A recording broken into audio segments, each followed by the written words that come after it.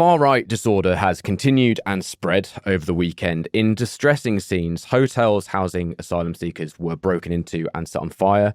A police station in Sunderland was set alight, and a library in Liverpool has been torched as communities were terrorised by thugs, put plainly, I suppose. Ben, this has been just gruesome to see unfold over the weekend. I think anyone who's been on social media will have seen plenty of things that have really disgusted them. What aspects are the papers focusing the most on? So I think today most of the papers are really going with the government's reaction. So Starmer's reaction over the weekend. So he held sort of an emergency press briefing yesterday, and he was meant to go on holiday this week, and he's obviously cancelled that, and he's still here. So they're sort of focusing on the response, and he's going with a more like hardline response to this. He was Director of Public Prosecutions back in 2011, the last time we had sort of riots on this scale. And his reaction there was to try and get more police on the street and to get the cases, people arrested going through the courts as quickly as possible. Yes. So he's set up these sort of like 24-hour courts. And there's suggestions that he's going to be doing this again. He's going to reintroduce this, which requires sort of the consent of a load of different aspects of sort of the legal and the policing community. But yeah, the paper seems to be focusing on that this week. So we sort of had the riots start last week, so it's the first time we've had sort of the government's reaction.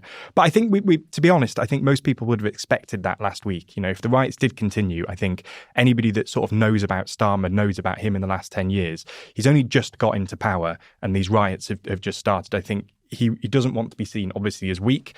I think there are some that will assume that Labour are generally weaker on sort of like law and order or crime. So he'll want to try and dispel those myths. So I think, anybody that knows about him and the position that he's in would assume that he's going to have quite a strong reaction. So I think we're going to see probably over the next week or a few weeks, a lot of arrests and those cases going through court quite quickly. And I think the papers will pick up on that. I think the government will hope that they do. You see the papers will somewhat tie themselves in knots around the language of how they describe these things. And we've seen at points these riots, to put it mildly, being described as protests and things like that. And you think it's not a protest, is it? This is violence directed at very specific people and communities. I think when you're discussing things like this, and people, when you're using language like protest, I think protest as well in this country, that's very much reserved for sort of peaceful protest. That's something and we've seen that in the last few years, and we've seen a lot of different groups. I think you can legitimately describe that as protest, but to describe something like this as protest is just completely unreasonable.